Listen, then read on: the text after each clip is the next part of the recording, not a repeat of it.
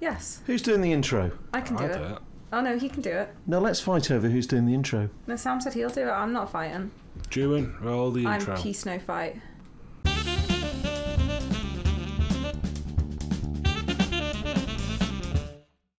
Well, hello and welcome to Friday. Enthusiasm. Yeah, I thought I'd ease people into this one. What's the point in coming in strong?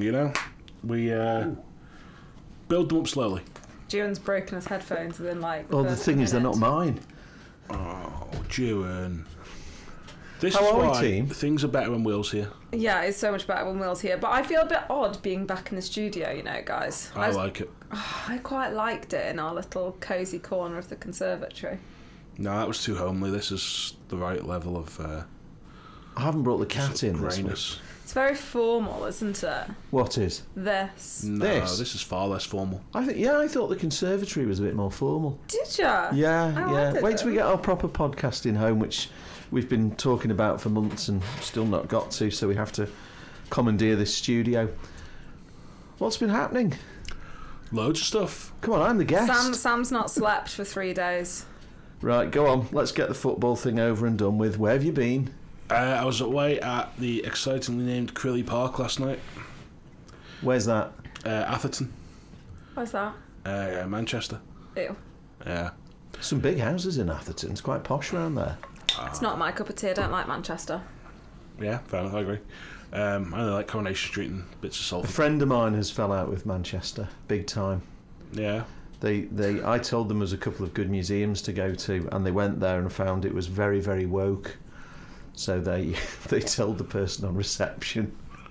What museums? I'm not going to say. Which friend? I'm not going to say. How does the Museum of Science and Industry go woke? Well, that is what you might say, because that was one of the places, and it was all to do with struggles and oppression, and it went down like a lead balloon. I hope they haven't done anything to our wonderful steam locomotive. No, maybe he didn't venture out that part of the museum. That's the outside bit, isn't it? That you go outside. Because Penda's still there. Maybe they've renamed it. Do you know the back wall of that backed onto... Why are you yawning? The back wall of that backed onto the old Coronation Street set at Granada. Did you know that? It's the most did know exciting that. thing. Yeah, there we go. So anyway, I was at Crilly Park Festival Man game last night. I was on the tweets, so I only made one Father's Head joke all night. I was a bit disappointed in myself, really. Why, do you normally use more? Well, no, it's just because it's Crilly in it, so we were doing that. Oh, I see. So what I wanted was Bishop Benaway's charging up with his cape going, Crilly! But I only got the one in, and yeah, wasn't good times. Did you have any borrowed players last night? Will the Candy played again, yeah? Yeah. Cool. Right. Yeah, but otherwise, yeah, that was a good day out, but it was just I was up late on Tuesday night, I didn't get home till 12:30, and then... What were you doing? I was just out, and then... Doing what? It's a thrilling podcast, this. I mean, watching TV largely. Have we got anybody? And then I got in, and then got up early, and then I didn't sleep on the boat last night because it was delayed by, despite the claim of 75 minutes by the charming chap at the check-in, it was not. It was delayed by an hour and 3/4. We actually left at 3:10. Got in here for 7 though, so not too bad. But yeah, so off the back of that, pretty tired. And what's shocking is I'm here, and I said I wasn't going to be here this week. Yeah, we were disappointed. I wouldn't say shocking was the right word. Yeah, you just couldn't keep away. Your hair's lovely this week. You're such a dick. I actually got the day that I'm going away wrong.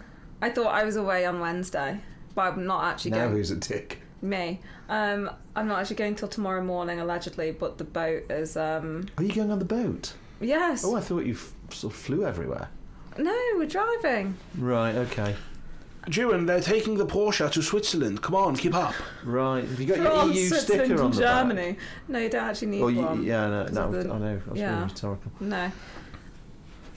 So yeah, what about you, Jewin? What's been going on? Nothing.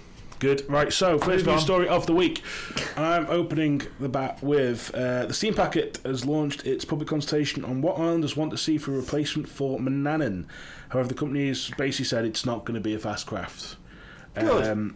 Good, I say. I'll come back to that in a second. So, basically, yeah, so under the Sea Services Agreement, at the minute, the Steam Packet has to provide a fast craft service. However, the Sea Services Agreement with the government only actually says that it has to provide a replacement for the fast craft, not a replacement fast craft. And that's actually due to be delivered this year, which it won't be. That's going to be 2030 is, I believe, the current timeline. So yeah, it's Yeah, it would appear that we are entering the... It's like when Concorde was taken out of service. We're going backwards in society and in speed. We are, but Concorde, of course, was an elitist. Not that there's anything wrong with that. I'd love to have travelled on Concorde. I've been on it a few times, but sadly it was when it was on the ground. How quick was it? Mach 2. Very. Yeah, but like in Charlie terms, how quick could I? Got to like it twice the speed of wasn't sound. capable of flying to New York technically quicker than because of the time difference. You could get to New York before you left. Yeah. Oh wow, really? Yeah, it was proper quick. See, I knew it was quick, but I didn't know like how quick, and that's what I was wondering, like what the Atlantic flight time would There be. was somewhere It was a couple of hours. There was somewhere in the Caribbean. I want to say Barbados, but I might be wrong on that. Where basically the government banned planes from coming along the front of the island. You had to go right round the back. But for Concorde, they were like, no, you can keep doing that because we all really like it. Concorde could have gone quicker but it wasn't allowed to go supersonic till it was right out at sea because the sonic boom was like taking people's windows out. And why did we get rid of it? Well, it was very expensive to run, basically. It was political. Yeah, the French. Yeah. I Always don't want to bore you French. with a history lesson here, but I'll tell you all about it another time. But basically, it was a collaboration between the British and the French governments. Air France and British Airways, that were both owned by the governments, were the carriers. So they had Concordes. There was that terrible crash. I remember I was actually on the radio. I was working for Manx Radio at the time when the Air France one crashed just after takeoff. So it was grounded. And then I think that was in 2000. It was grounded, that big crash. And then we had shortly after that. So it got airborne again. And then we had 9/11, where worldwide air travel sort of dropped, especially, high profile, and it just got so expensive to run. Richard Branson offered to buy it, didn't he? And they said no because it was, BA's and Air France's thing. So is and it it just got same grounded. but different? Because didn't they? Wasn't there talks of stopping the A380s after COVID? Well, they've largely have just stopped. They're still running through the production of it, but then weirdly it's developed a resurgence somehow. Despite nobody wanting them pre-COVID, they've now suddenly slightly become a bit more popular again. I flew on, which is really weird. Yeah, to Mauritius. It was 2 A380s. I went to Mauritius, didn't you? Yes. So anyway, did you go to Mauritius? Sorry, you've not mentioned that. Where did you stay again? The fast craft. So anyway, the Manannan. So we've deviated only slightly to a quick trip around the Caribbean. The history of aviation. Yes, the Manannan. So so basically it appears the steam packet is going for a year-round service to Liverpool. Yeah. Over the popular running of the sub 3 hour run that you couldn't get with Manannan. So they're looking at doing it year-round. Well, yeah, because what the hell are you doing? Question. Go on. So a year-round service, if we get the new ferry, does that mean that they'll run to Heysham every day and Liverpool every day? I can't imagine it'd be every day, but I imagine it'd be more than just the weekends. Okay, that was just my question. Sorry. So it seems to be they're going down the route of like a fast conventional ferry. So it won't be a fast craft, it'll be like Stena. Possibly. I mean, not the one that they just crashed below the waterline recently, but yeah. So what we're saying is, okay, without going into too much detail, it's going to be like Manxman, but not like Manxman. It's going to be a bit smaller than Manxman, but similar to Manxman, but a bit quicker than Manxman, but not as quick as Manannan. Seems to be, yeah. Well, it's quite good news because if it's a year-round service, I'll look forward to avoiding that service all year round. Now, as the middle ground as ever, because I've got a communist on one side and not far off a Nazi on the other. Well, funnily enough, it was Tony Benn represented the British side on the Concorde development, and I'm representing the LMM taxpayer and the public as general, as one team. No, you're going to represent... quicker speeds to Liverpool. Okay, I'm sitting in the middle. I'm going to referee it. Sam, give your reasons for why you think it's an outrage, and for Dewan why you think it's good. Sam first, please. Basically, I just think that it's going backwards if we remove this thing of a below 3 hour crossing. 2 hours and 45 minutes is just about right, and it's just, why does... Fair enough, you're getting a new boat, you want better comfort and all that, but why do we have to substitute that for a boat which isn't as good in terms of how quickly it's getting there? But is it more reliable and more likely to go in worse weather? It could well be, but build them quicker. Mr. Turner, please take to the floor. I think this is the problem, isn't it? We're talking about spending, millions and millions of pounds for a few people who want to go and watch a football game. It's quite simple. If you want to go and watch the football game, book a bloody flight if you want to be there at a certain time. This is Jewin, who of course has Yeah. spent... This is Jewin, You do who has not spent a have lot to of time stand. telling us how shite Ronaldsway Airport is. He's had his. It's not right. Yeah, Don't. but we haven't Arse got to kissing that will yet. get you nowhere. Right. You're not your time to come to the stand. Carry on as you were, please. So, bottom line is, it's not all about the convenience of that. How often they don't play at home every week? It's not... you may take. No, but it's people who go to Liverpool, go to Everton, go to... Apparently there's a small scutch of Man United fans on the island, and they go to that. For the Isle of Man government, to the 4 or 5 people who go watch Everton, it'd be cheaper to fly them in a private jet. Probably. Yeah. They could land on the dock road. I always thought Everton was a London football club, and then I just realised it definitely isn't. You will probably want me to edit that bit out. No, that's staying in. You're not going to want that to stay in. Why? No, that's staying in. So I just think it's just a backward step on like where we are as like, and my thing is this will at some point the Treasury's got to have an input on this. At some point the DOI is going to have an input on this around the Sea Services Agreement and what that looks like going forward. And the Treasury is shareholder, and I would encourage people to speak to their HKs and encourage them to bring the sort of ministers about what they want and to respond to the Steam Packets survey. If you want a slower boat, then fair enough, get on and tell them that. But if you don't, get on and tell them that as well. Well, I think I'm going to now take to the stand. Come on, let's have your What opinion. I think should be the priority is the cost element of the boat.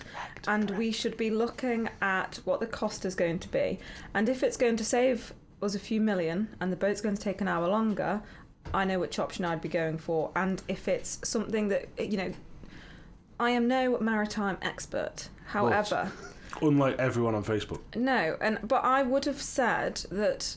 a boat that isn't built like a fast craft, because it's the Manannan's catamaran, isn't it, or along those lines? Yeah, I think technically it's classified as a high speed craft or hyper speed Yeah. craft. It's not actually called a fast craft.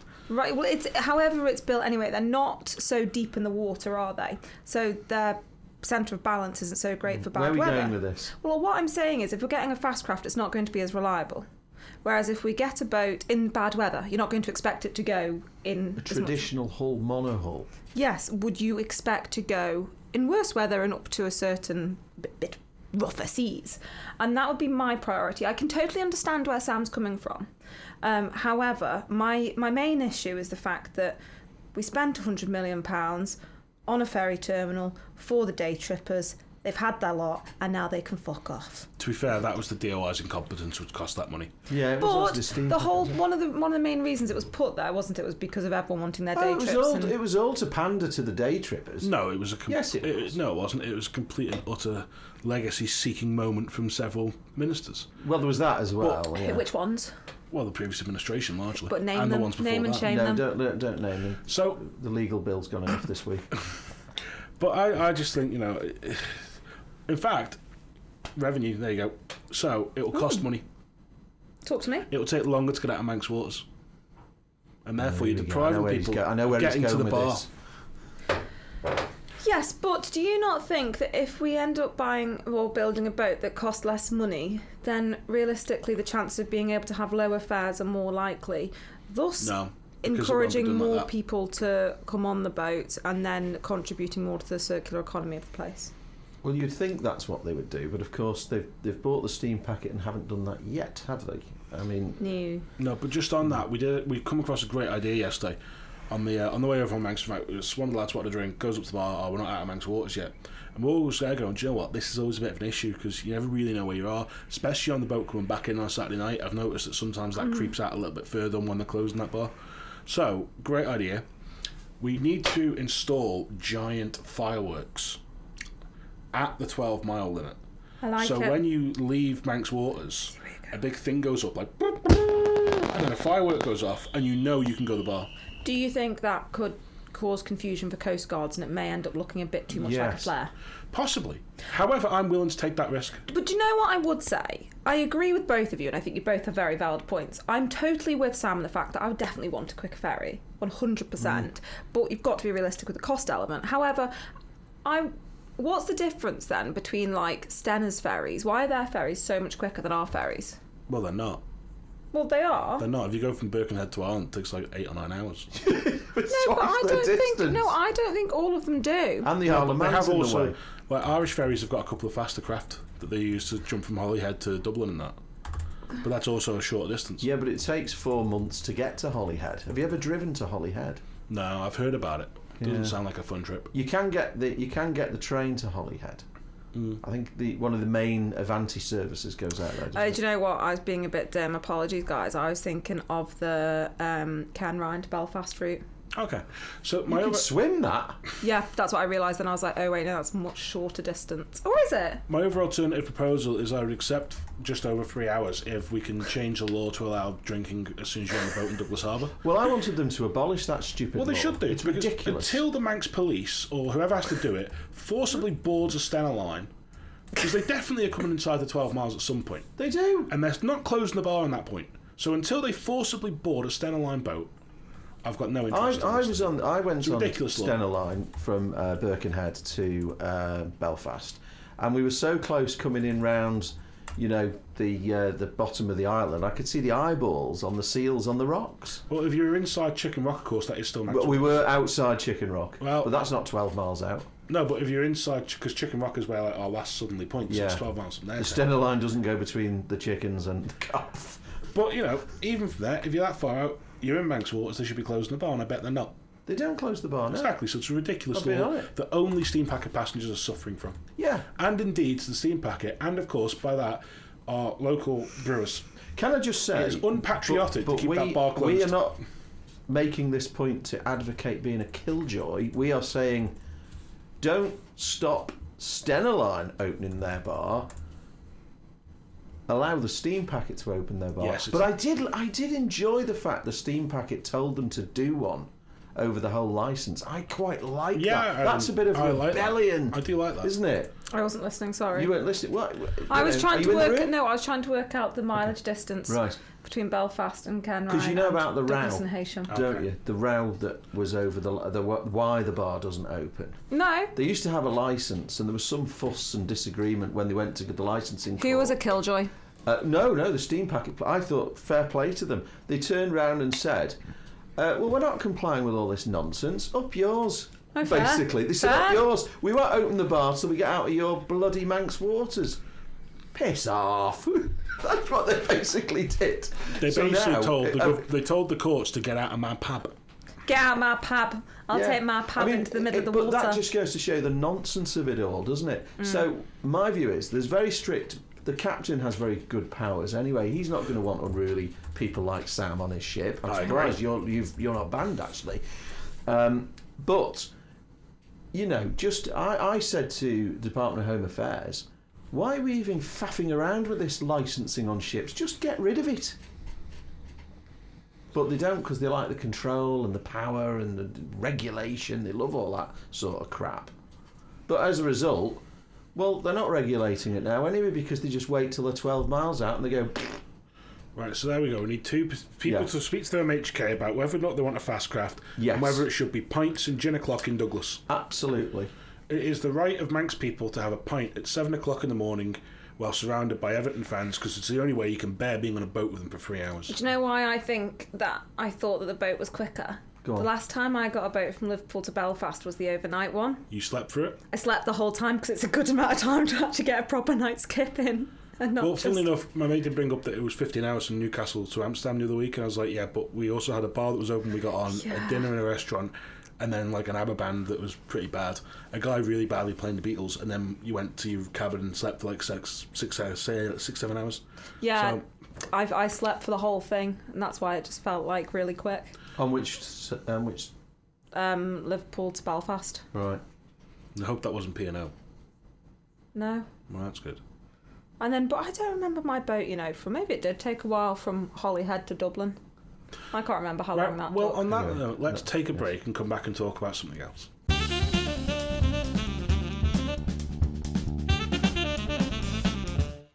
Welcome back to Welcome to Friday with me, Charlie Murray, Sam Turton and Ewan Turner. Now we've sort of sorted out the whole steam packet issues. I think we're all at sea with that one, to be fair. Very good. That was sunk.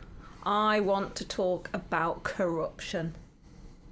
Okay. I would like to talk about... Ewan gets nervous now. We're not going to libel anybody, are we? No. No, use parliamentary privilege, it's fine. Well, I don't think that extends to Welcome to Friday, unfortunately. It will, because if they said it, we can say it. An MHK has warned of prospect of corruption. Sam Turton, me or you? Go on. The former DOI Minister, Michelle Haywood, has told the House of Keys there is a danger of corruption in the island's local authorities. Michelle was speaking as members debated handling over the Local Government Amendment Bill to her successor Tim Crookall. She said, the issues the bill addresses, conflict of interest, transparency and governance standards, have not diminished with time. If anything, they become more pressing with the prospect of corruption in our local authorities still being a pressing one. I am aware of ongoing concerns where decisions being taken by local authorities where members clearly have conflicts of interest and should not be involved in decision making about how to spend ratepayers' money. Now, what did we all think of that? So, in the Keys at the time, it caused a bit of a mini backlash from a couple of members. A ruckus? And what was interesting is actually, so Dr. Taylor's then got on to Facebook today and explained a little bit more about that. That makes the change. Well, she's explained a little bit more about that, where she's basically saying that there are things where technically you don't, like, you can declare an interest in things, or you don't have to declare an interest in things with local authorities. There's gaps in that sort of stuff which people can exploit. And the other thing is that there could be situations where people have exploited this, and that's actually a very good point. Well, I don't say if buts could maybe. But I think the thing is, by mentioning corruption, like, or that there's a danger of corruption, does she make out that there's a danger of it or it's happening? Well, I think if you go further down that post on Facebook, I'm not going to say what was said, but if you go a bit further down that page, you'll start to see members of the public bringing up some incidents or some questions about local authorities, which Dr. Hayward says there's no open secret. There's no secret on a couple of them things. So I'll leave people to go and find that for themselves. There have been, but some of the things that happened were not necessarily with the commissioners, were they? They were with officers, staff, and there were court cases surrounding them. So, you know, I thought her comments really were the usual disingenuous, disgraceful attack on commissioners, and these people, remember, are not paid commissioners. They do it for the good of their communities and their areas. They are unpaid, and yes, we do still expect them to uphold the principles of, you know, transparency and all the rest of it. But my view is, if you've got evidence that somebody's not declared something, then they need to be taken to task. Not hiding behind her parliamentary privilege, standing up there casting innuendo. Well, funny enough, the Speaker did say that that it was not a point to be ruled against, so Dr. couldn't be asked to withdraw it because it's not made against an individual. No, I know, but is that's fine. That's a technicality, isn't it? The fact is, it's innuendo, and you can't withdraw it because it's not against an individual. But what it's done is it's smeared all of the people that are commissioners that are working bloody hard for the ratepayers. Yeah, and I think for me, I found it a bit of one of the. It's a hell of an allegation, and at the end of the day, corruption's a criminal offence. If you're going to mention it, then you should have evidence and it should be reported. And if not, shut your mouth. Yes, I think it's one of those, like, you know, everyone's got their own little conspiracy theories, but I think unless you have real evidence to back it up, speaking about it in the chamber, I think it crosses a line a bit, to be honest. Well, that's because they can hide behind parliamentary privilege, and no doubt that's what she was aware of, because she's protected. And I just think that, you know, if you've got any evidence that somebody is up to no good, then instead of grandstanding, go and report it through the proper channels. It's just another sort of... And it was interesting, actually, because Rob Collister then made the... I was about to say skullduggery. The skullduggery. What a lovely word. That's a lovely word. We don't use that word enough these days. About skullduggery, and the Speaker told him he had to withdraw it. But let's just say, we know exactly what this local authority business was all over. It was a witch hunt against Bride because of their goings-on with the Northern Tip. And, you know, we won't revisit that. But the sheer weight that they were trying to put against putting that clause in was all about giving them a damn good thrashing. And That's what they were doing. You just John Cleese with the yeah. damn good thrashing. So yeah, we know what it's about, and this is where our politicians are trying to be all sort of it's all about transparency and this, that, and the other, and all the rest of it. Let's be honest. There was an agenda there. In all fairness, there is also not admittedly a department that Dr. There has been involved in, but there is currently an investigation going on to how contracts were awarded with at least one government department and with issues with the health service as well around procurement. So, there is sort of get your own house look in amongst order. yourselves a little bit here. Get your own house in order. Moving away from that, I think we should briefly touch on the bishop's vote. Lost it. Yeah, lack of bishop's vote. Okay. This is going to be another one where I'm going to sit in the middle. Sam, give your argument. Julian, give yours, because I know you come from totally opposite sides when it comes to the bishop's vote. Yes, we do. Of course, I'm right and he's not. Well, but we'll let him have his say first. Go on, Sam. Do you want to summarise it Go and on, then give your Samuel. reasonings? Give us your wrong opinion. Basically, Laurie Hooper's private members bill passed through the Keys following amendments from Legislative Council, and has now been it will go off for signing by members and royal assent. So basically, it will remove the right to vote from the bishop in either Legco or Tynwald, and as said by Julian's political hero Claire Barber, it is a step in the right direction. Julian, go on. Well, I speak as someone who's not religious, but I do despair at this nonsense that we've had, where people have got their knickers in a twist over this. The fact is, the Church of England is an organisation which is deep rooted in the constitution of the country. Mm-hmm. It's like, for example, take the national anthems as well. God Save the King. So that there's a whole load of history there, whether you sort of believe or don't believe. Now, the bishop is it's almost like a pastoral role in Tynwald. They're meant to be almost apolitical, but they do have a vote, which means that they are political because they are voting. They're a full voting member of Tynwald and the Legislative Council. My view is, if you remove them or don't remove the bishop from Tynwald, whether it be the vote or remove the bishop altogether, what difference does it make to people's lives? We've got some serious problems out there to deal with, and we're piss-arsing around with this discussion on the bishop. And I know what it is. It's all the flag wavers. You can see that a lot of them. Some of them that voted for it did surprise me, I must admit. But a lot of them are the ones that well, you can see them. They're the usual suspects that are campaigning for the usual lefty causes. So let's get rid of the bishop as well. It's just an agenda. Whether the bishop's in Tynwald or not is not going to impact anybody's life in this island. It's not going to help grow jobs. It's not going to help grow the economy. But what the bishop has done, it certainly over the years, has been able to add some sort of different perspective to the debates. And I think there was a lot of value to that person being able to give that different view, because they're generally people in society that have a very, like the local vicar and things like that. So I just think that it's a subject we shouldn't have been faffing around with when we're literally fiddling while Rome burns here. Now, Sam, you have your... What do you think to that, of what Julian said? I don't disagree with him at all. I was surprised by some of the people who voted for it.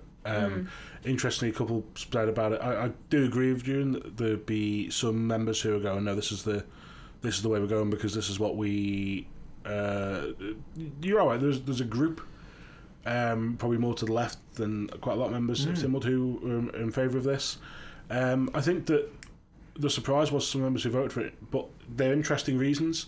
So, which to me should open the door towards reform of the Legislative Council, which is far worse than what goes on with the bishop. But it's that basically it's a basic democratic principle that we shouldn't have people in our parliament who the public are not electing. And then, well, there's a deeper issue with what that. about the president then? Well, the president, does has no not power. vote. I mean, of course, they took the Attorney General's vote away. The Attorney General only sits there to be asked questions, basically, and provide But we talk legal about context. you talk about this. The Attorney General's an interesting thing because how many bloody hats does he have? He's in the Legislative Council. He advises them. He advises Tynwald. He also advises the executive. And So how can you advise the Parliament and the is executive? deeply rooted in the court system.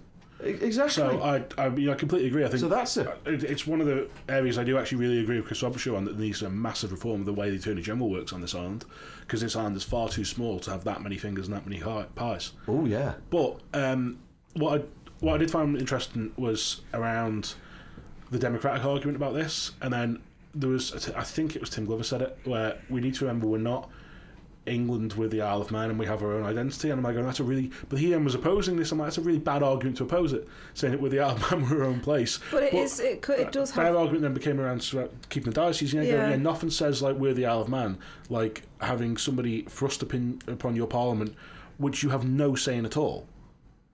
By, let's face it, is the religious wing of a technically foreign power. And... Well, we know that's what some sort of Manxies would like you to believe, but they're not a foreign power. Let's say we're say British sovereign territory, let's whether people like it or not. Let's say the Isle of Man was part of the EU. You would go absolutely But mental if the they EU installed a isn't- member of our parliament. The EU isn't a country. You know, that's a political union, whereas the UK is a union of countries that have formed one sovereign state. Now, you know, we can go deep in this. I've had a few arguments with people on Facebook, and to be honest, I blame the schools for this, because there's people that don't understand that the Isle of Man is British sovereign territory. Whether they like it or not, they can shout and throw their little tantrums till the cows come home. But at the end of the day, it wasn't the United Kingdom. The English Crown bought the Isle of Man and the right to it in 1765. That was when the law was passed. And it's even on the Isle of Man Court's website. I had some half-wit arguing with me. And I said, it's on the bloody court's website, you cretin. Go and read it on there. But they were arguing that and there were all these people liking it. That shows you, people don't even know who they are. Well, I think... And it said, sorry, just to finish that, but it says on the court's website, the Revestment Act gave Westminster control over the Isle of Man. They were then allowed, sort of, right, we've got control of you now, but you carry on legislating over dog shit and privet hedges because we're not interested in that. And it was all about, as you know, the taxes, the smuggling, the revenue that was being lost with the Isle of Man, the good old days. And that was what it was. And, you know, so Christianity, of course, had spread across, well, that goes right back in the history books. We're making this an ecumenical matter. You know, but that's the point, isn't it? We're going on about, and don't forget the diocese included some of the Scottish Isles, didn't it? Yeah, in the history. I don't dispute that. I mean, that was the one thing that really, for me, was completely outrageous, where you basically had members of Tynwald willing to say the Church of England has effectively bullied us into this position of saying we can't support this. Because I'm like, sorry, because How have they done that? Because the Archbishop of York basically said we're going to remove the diocese, or we will be examining the diocese in the future. Well, yeah, of course they would. Yeah, fair enough. I get that, but for that to be used as an argument for retaining the vote for the bishop is basically saying, yeah, we govern ourselves to an extent, but we've really got to check with what the Archbishop of York's got to say about it. And so, well, that's fine. What's he got to do with anything? Well, because it's their diocese and the bishop. But you can't stand up and claim to be a parliament that makes its own laws to then be going, but we can't do this in case we really upset the Archbishop of York. Well, you can do it, but the fact is that you've got to know the risk that if they've got somebody here, because don't forget, all the bishops sit in the House of Lords, the Lords Spiritual, but the Isle of Man, because the Bishop of the Isle of Man sits in Tynwald, the Manx bishop in the diocese doesn't sit in the House of Lords. Yeah, we do join the UK and Iran in having that wonderful thing of religious leaders in Parliament. It's all very well people going on about democratic right. As I discussed with Alistair Ramsey last week, we make a big fuss about Legislative Council not being democratic, the bishop not being democratic. But there again, we're forgetting the elephant in the room, that we can't even elect our own government the Chief Minister. I really hope this is the first brick in that wall. So I really hope by doing this, because the Chief Minister mentioned about Legislative Council. He mentioned it when he was opposing. That's not even the problem. Go out and speak. If you want to ask, go out and speak to the public about Legislative Council as well. Then, and they're going, well, let's do that then. Yeah, but hang on. But that's the point Alistair made. You go on about Legislative Council, they're not elected. Neither's the bloody Chief Minister. The Chief Minister's got all the power. Yeah, Legco hasn't. go for the lot of them. Legco hasn't got power. Do you know what, though? I think what this all sort of comes down to, I think everyone is happy voting in their MHKs. I agree entirely with the whole Chief Minister thing, and I do agree with Legco. I think coming back to the Bishop, I do think this has been such a waste of parliamentary time. Yes. Do you know what? I wouldn't have an issue with it if our health service was running well. I mean, if our economy was parliamentary booming. time to the point where they actually bring up stuff that could benefit the economy and benefit health. Because let's face it, you're right, it is a waste of parliamentary time. But equally, if this wasn't going on, they would have just finished earlier. Yeah, but does it not beg more doesn't questions that what our elected members are most concerned about right now? Yeah, but this is why I think, to go further again on this, it's why I think we need to move to an all-Ireland constituency model. I think you're not far wrong there. How that looks, we could talk about all day, but I mean, it's like big issues. Like, we've got a massive problem with waste at the moment, But this is what I mean. I don't think anyone particularly care about this is what I find staggering, that we're caring so much about the Bishop's vote. What harm was the Bishop actually doing? Nothing. It was, as Juan said, when you go back, like I'm totally for the Bishop having a vote and having the Church of England representative here. I think it's really, really good, and I think it's something we can be proud of, and it's a bit of history. Don't start going on about slavery and women's rights. I'm not in the mood for it. But, I don't see what harm it was doing, and okay, if they wanted this argument, have it when the country's actually running properly. But the fact that it's in an absolute shit show, and for some odd reason we seem to think that was a really important thing, I just find remarkable. This whole thing is grandstanding. That's the only thing for it. It's grandstanding. It's playing to the people who will rejoice about getting rid of the Bishop. It'll make no difference to anybody's lives whatsoever. It's not, In all fairness, I think there's been a fair amount of grandstanding on both sides here, because let's face it, we know the voting didn't. Yeah, but they didn't bring the subject up. No, there wouldn't have been any grandstanding on the other side. He brought it up because it was in his manifesto, as it was in Claire Barber's as well. Actually, they both pointed out. Yeah, but that's grandstanding again. What? Anyone who puts shit like that in a manifesto won't be getting my vote, because I can see through it. Yeah, but people don't. Reality is, people vote on local. This is why. Again, this is a national issue, which is being debated by people who are basically elected on local issues. Yeah. People do not get elected on national issues on this island. I don't even think people get elected on their manifesto. Do you know what? No. Can I say a really ridiculous comment? You've never read manifesto? What, another one? No, I have read many manifestos. Well, I just think if we're all for removing the Bishop, why don't we just cancel Christmas as well then? Right. Well, I'm all for that. That would save a fortune. Well, I think it's ridiculous. Does that mean I don't have to take you guys out for dinner? It's because Charlie doesn't support the local economy and doesn't think shops should have a busy period. No, you're such a wind-up. I just think if we're going to be these people that are going to be like, no, we don't care about Christianity and we don't want Church of England and blah, blah, blah, blah, blah. Okay, fine. Do it everywhere then. Do it everywhere. What? Like, don't be religious at all. Then don't have religious holidays. Don't give people Christmas Day off. Don't give them Easter. Don't give them any of it. Well, of course, America is probably one of the outstanding religious countries in the world, and they don't give people Christmas off. It's not a national holiday. Oh. You work on Christmas Day. Well, Thanksgiving Day. I think we should do it now.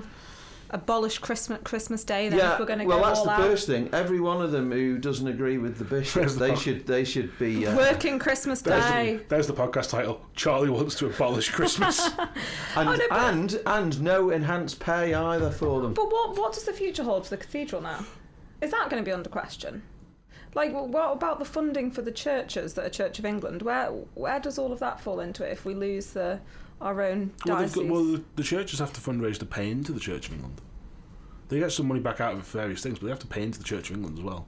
But then how will it affect them if we end up being part of... Who are we going to be part of? There's rumour we'd be part Cumbria? of the Carlisle area. But you look at it in that sense, church numbers have been dwindling to the point where they've been removing pews and turning them into whatever they can. Churches have closed. I don't see why it is sad. People have moved away from... sad. I mean, if you look at it in the other sense, yes, Church of England churches aren't doing brilliantly, but I know people who go to Catholic Church said that the numbers there have been going up because you've got people who, like the Filipino community, very strong Catholics working, who do fantastic work in our care system, and are quite as the large number of Catholics in that community who go to the Catholic Church. So you could open the other door and say, well, why is it the Church of England? Let's get the Pope over to put a bishop into Tynwald. Well, you've got to remember the churches here do get involved in all of that. It's not quite as straightforward as the Church of England, just the Church of England. The others do have So does this mean they won't have to do a prayer in Tynwald anymore? No, they're still doing that rubbish. Oh, they're trying to get rid of that as well. I mean, they still do that rubbish. I just think that's... Sorry. I think, no matter what you think about prayers, whatever you are, the idea that this came up when they had that debate around, like, it's a good moment to reflect on what we're doing. Sorry, you are paid a lot of money to make very important national decisions. If you can't start that day without all having to say a certain set of words to get your head frame in space, that is ridiculous, quite frankly.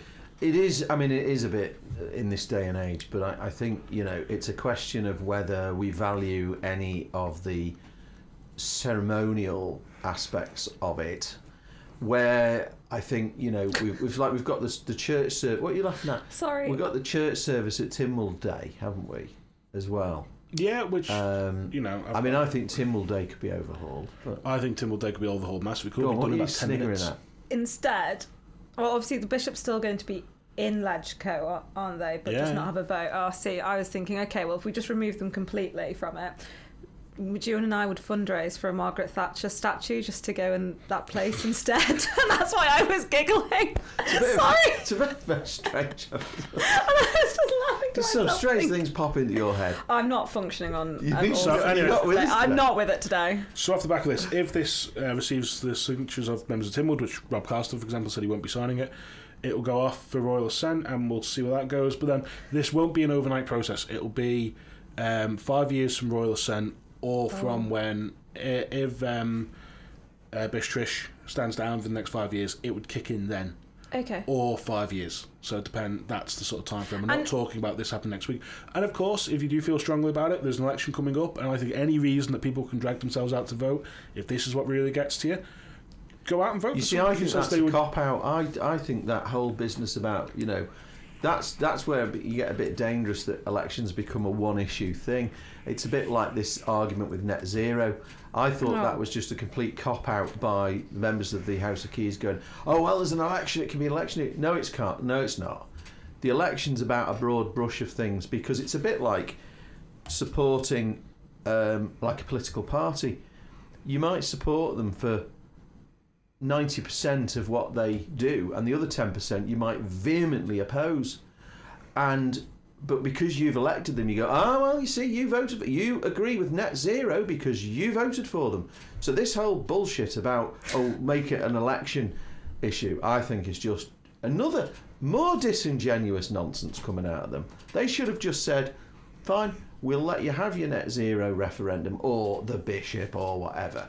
Now, one of the things I think they were saying about direct democracy, you can't keep going back to the public for every decision, because that's what they are there for, and I get that. But I think some of these big ticket items, they should come to the public. Arguably, but I don't think they know they're not going to like the answer. No, I think there's a good structure in keeping the public away from politics as much as they can. Because let's face it, if you ask the public half what the government gets up to in the consultation stuff, as we've seen with various things about various governments, when they consult on stuff, they ignore it anyway. So, and there's stuff that I'm for. I mean, you could take the simple thing of it: Dr. Allison's private members bill over assisted dying, something that I think is the right way. Well, yeah, but it's something that I agree with. In principle, of going down that road of doing it, but the public consultation was against it. Can I just say to all those people that were arguing with me about we're independent and they're a foreign government, blah-de-blah-de-blah, why then has Dr. Allinson's bill been held up by David Lammy? It's a good chance to take some time. That's because they're in charge. So, it's an example. So we should go for greater independence? No, less. We could go for independence and join the EU. Oh, what a great idea. Why do we want to do that? We get more money. We won't get any money. Yeah, pay a hell of a lot more. Yeah. Nah, we've got nothing to give them. We'll get money out of them as small nation development grants. I couldn't think of anything worse. Be fantastic. Oh, blimey. Yeah, he's just trying to wind me up. We could teach everyone in Europe they think they know about dodgy finance now. The Isle of Man, we could go back to the good old days. We could have all sorts of weird things going on here. It'd be fantastic. Can we go back to the days when we got Moneyval coming over here, haven't we? But the days in the 1980s when the Ronaldsway Airport was full of men in suits with suitcases full of cash to come and bank their money here. I mean, we go on about all this, the Isle of Man, where this, that, the other. Let's face it, that's how we built hospitals, schools, infrastructure, power stations. Oh, that was another story. Well, I always have that thing when they say we should try and move away from the suggestion we're a tax haven. I'm like, why? It's a USP. We're a tax haven. It is. Do you not remember that? Like, I used to love watching. Probably before your time, you can watch the repeats on TV. Bergerac. And it was all to do. It was based in Jersey. You remember Bergerac? Have you heard of it? No. John Nettles. Have you heard of John Nettles? Before he was in Midsomer Murders. Oh, yes. I've watched Midsomer Murders. John Nettles. Well, he was Bergerac, and he was like a maverick cop that was driving around Jersey in a sort of an open top classic car. And it was all about the seedy goings on and crime. It was a really, really good series. The Isle of Man tried to do one actually, and it was a flop. It was called Baz Bozer. They did a pilot. Just find that. But anyway, the point was that it was all about shady deals, men with suitcases of cash going in, and it was a great series. How have we got from the Bishop's vote to a crime investigation in Jersey? We're not linking the two. We're not linking the two. Just curious. To crime in Jersey with John Nettles. Do you want to take a break? We're going back to the good old days when the Isle of Man made money and John Nettles was solving murders based around financial misdealings in Jersey and corruption. We could get him in for the local authorities. Bring in John Nettles. That'd be a hell of an amendment to add. We'll have a new head of corruption and local authority investigations. Jim Bergerac. So who would be, just before we go to that break, who would be, and Charlie's going to look glazed here, who would be the Isle of Man's version of Charlie Hungerford? Maybe don't name them. Ooh, answers on a postcard, listeners, answers on a postcard.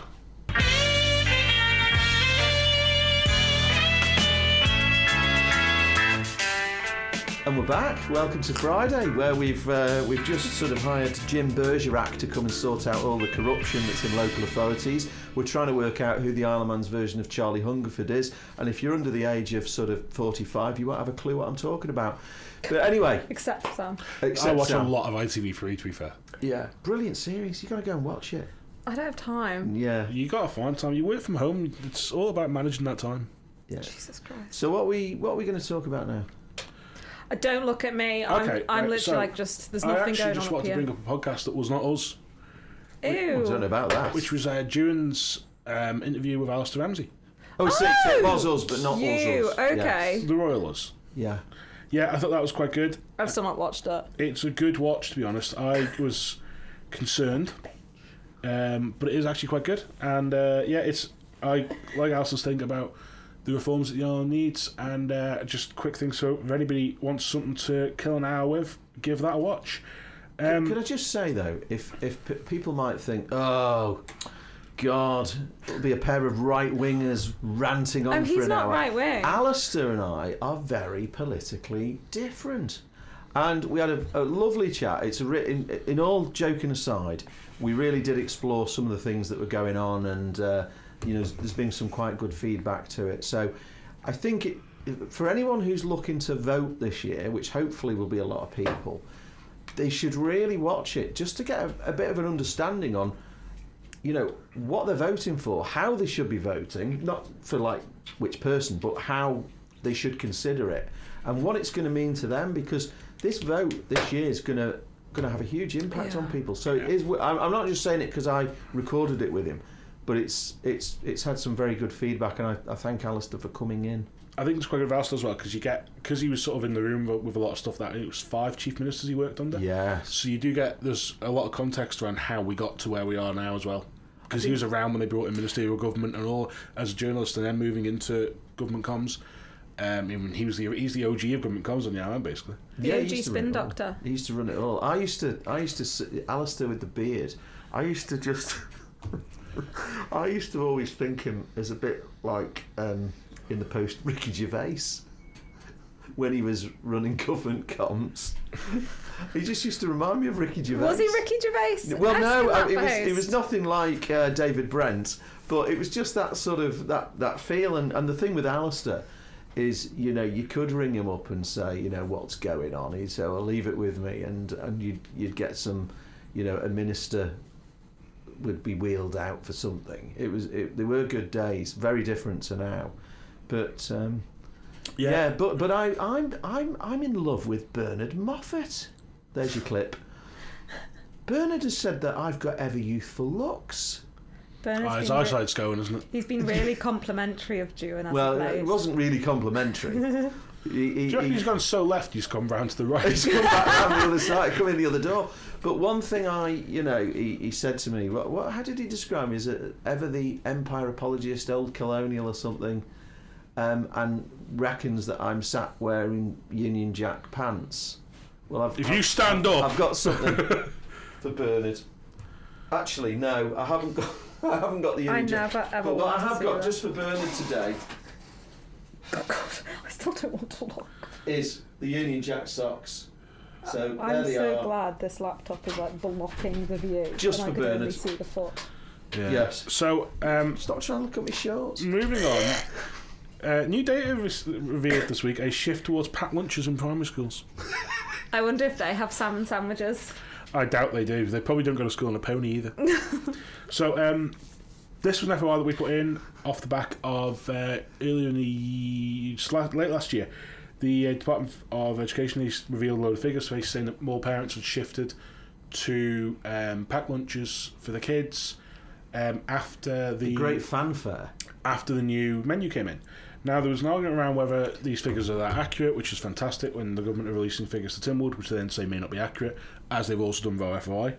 But basically, our figures show that from January to December this year, there was a drop at 15 primary schools. So there's a switch of kids going from there's fewer kids on school dinners, more kids on packed lunches, and that was at 15. Now you could say if you get a big year group that moved from year 6 out, reception come in, you could get that swing. So there is that element of it, but the figures do also show that this ticks up a little bit from October onwards.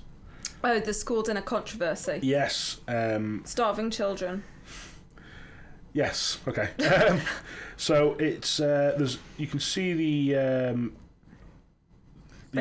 graph on that on our Manx.news, and you can also see the what we had on this was of course the school meal deals that was under investigation as revealed in Tynwald. I think this was back in November as well, around how some of those procurement deals were done over school meals. So there's quite a lot to see on school meals. I also got quite a good feedback on social media from people who were saying about what their kids are on, and it was parents' rage bait, that wasn't it? I read it through the comments. It was not intended to go down that way. It went did. that way very quickly. Yes, it did. I think there's a couple of things we've had this week that have been really sort of caught the eye of the public, and that was definitely one of them. Got no complaints. Moving away from school dinners, but staying on topic of schools, a very loyal listener, who shan't be named, sent in a letter that their child had received from school. Yeah, we won't name him. We'll just use his initials. So thank you to JP for getting in touch with us. That's two things. That's PJ. Yeah, PJ. Yeah, yes. It's a bit like Domingo from Little Oakley, but go on.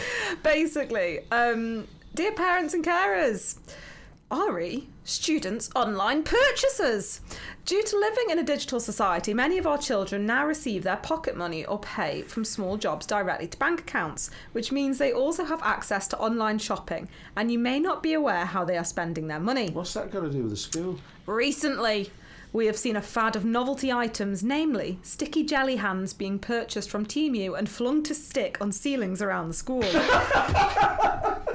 Initially, this seems harmless and a bit of fun, but we have currently had about 30 on the ceiling in the canteen, which is becoming a focal point, as well as a challenge and competition for others to see if they can get also a few to stick. Well, it is now. They've sent that out. The trend has also moved to ceilings in classrooms and corridors, causing distraction and silliness, which is disrupting the learning environment.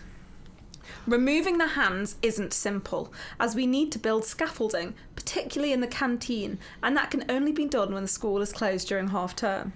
To maintain a focused and respectful environment, we ask that students refrain from bringing non-essential items to school. Students found in possession of items that cause disruption and or litter the school environment will be reminded of our expectations and items will be confiscated. I mean, they're buying some crap off the internet. They're not joining fucking ISIS. Can I? We would there's greatly more. appreciate it if you had conversations with your children about responsible digital spending behaviour and the importance of respecting school rules. By working together, we can ensure that our students remain focused, safe and respectful of the learning environment. Yours faithfully, Mrs. S. Taylor, the head teacher. Right, kids, what you need to do is, right, you get paper towel, get it wet, Soak 'em. get it wet, and Launch it. Can I just say, I've got a bit of a problem with this letter. And I think whilst the school's absolutely right to talk about behaviour in class, get a grip. I think for them to speak to your child about their spending, that's got nothing to do with the school. That's state overreach. Control. That's control. That is state overreach. Actually, no, to be fair, I do agree with this. If you go local, I think they sell them in Jack stores. Yeah, so you don't need to shop fund. local. You don't need to fund promotion. China. You can just go locally. You can go Well, they'll support all the come local from China. company. Also, Temu's not the quickest on it and delivered. So I've never ordered from quicker, you know. But do you not think this is a bit of an own goal? Because now they've made such a thing of it, it's game on, isn't it? And if you've got fun parents, your fun parents are going to be like, no, do it. Yeah. Absolutely do Yeah. it. No, it'd be that thing, you know, like when your parents tell you off, like when the school says, "Oh, little Charlie's been doing this," and you go home, your parents have to act like you've done the worst thing in the world, but they're going. And then they tell Granny and Granddad, "Oh, you'll never guess what they did." Yeah, exactly. Like, it's just a bit of We'll a have laugh. the school But on do you again. know what I find remarkable? Why do we need to build scaffolding to get some of Well, this you're not allowed stuff to use done? a ladder anymore, of course. What? Ladders are persona non grata. But yeah, I think whilst what they've done is they've made something an issue. But do you not think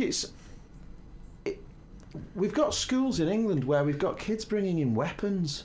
Yeah, And they should they're be moaning- delighted they're after just moaning that bringing if the in biggest sticky problem they've jelly got is hands. sticky jelly hands on the ceiling. They should be saying, what a bunch of fun, mischievous little brats they Kids. are. They're and kids. they're being children. And it's funny. And now what they've done is they've made that, they've publicised that now into, there comes a point when it's like, all right, you've had your joke, kids. It's not funny Stop anymore. being a You're being a dick. pain in the ass. Yeah. But to actually write and tell people to watch their digital spending, who do they think they are? Do you know what breaks my heart the most about this? Go on. It's from Ramsey Grammar School. That was my school. Well, you wouldn't have dared throw a thing up at the ceiling with David Trace, would you? No, we did He'd the have old... gone, No, now, Maury, come we and did the chat tissue about this." paper and the Yeah. paper towel. I think DJ was all for it. He quite liked it. Do you think could he see... just rolled his eyes? DJ was the big rugby supporter, wasn't he? So he just absolutely loved any bit of mischievous. As long as no one was bullying anyone, he Yeah. was all for it. So where's this going? Well, I just think, what a sad day for Ramsey Grammar School to now be sending home letters about sticky jelly hands. Yeah. It breaks my heart. Do you know, they do have a bit, let's not... It must get to the stage where it's like funny at first and then it just becomes a pain in the ass. I just think get a grip. We've got bigger Are problems. you going to go on. and... I might go in. Do you want to go and offer to clean the ceilings? Yeah, then? and just have like a bag full and just launch more up instead. Yeah. Yeah. Oh, well, on that note, is that us done for today, lads? I think so. I'm just having a quick scan. You can also see there's a lot of local authorities are setting their rates at the minute. Yeah. Ours have gone down. Yours have gone down. I'm sure the Water Authority or whoever they are We'll find a way to put them back up. is going to put theirs up more just to really punish us. Yes, you got that, and so there's I think Maloo's the latest one, which has gone up this afternoon. Theirs are staying the same, so you can find them on the website as well. And yeah, that's basically it, I think. I'm actually not going to be here next week. You didn't mention the meat plant this week, did you? No. We saved that. That's got If you want to read about read it on Manx.news. Yeah. Yeah, so you two are going to be Maybe manning we the need ship. Jim Bergerac. Are you going to bring PJ in next week? No, That'd be fun. no. We could discuss We could have- Middlesbrough's mid-season form. He's not allowed. Not allowed. Government work, you see. Oh. But yeah, we've had a few requests. We're not going to say who they are. People desperate to get You on can't do that when I'm not here. Well, no, I've just said we've had a few requests. Okay. Calm down. Who are you going to have instead of me? Or is it just going to be you two? It might just be us two. We can do. You see, you think we're politically opposed. We might just sort of gang up and talk about it. Talk to the chair. Talk to the chair. That's basically all I've been today. I've not come out with anything Useful. of any use. I've Yes, got you have. everything. You want to bang Really Christmas? I've got everything wrong today, and Oh, here we go. it's just not been Here a we go. good day. You're looking for sympathy now. No, You've come I'm to just the wrong stating place the with facts. us. So you two are taking it on next week. Yeah, we'll be here without you. God, it makes me anxious just the thought of it. And you'll be on your après ski. Are you going on Eurotunnel or are you going on the boat? And I don't want to give any information away. You could drive to sort of Inverness and go to France from there like he does. I'm not giving any information away at all. I don't trust either of you. So registration is PMN. Right, I'm going. But we're going to miss you. Aw, Only now, because we want you to bring us back something. what do you want? Probably Swiss chocolate. Not German chocolate, Swiss chocolate. No, I don't like that. I don't like Right, well, I'm Toblerone. going to have to I go hate to a that. shop and Milk switch. chocolate though, not dark chocolate. I'm not allowed to bring meat back. No. So no French sausage for you. I'd want it. Bring German sausage, fair enough, not French. Good God, no. Sam likes a German sausage. Well, I don't like Toblerone, so don't bring me any of that back. Right. No, I should get that in duty free somewhere anyway. I'll just get it from Tesco. Right. Lovely. Right, so on that note, Bye-bye. Bye-bye.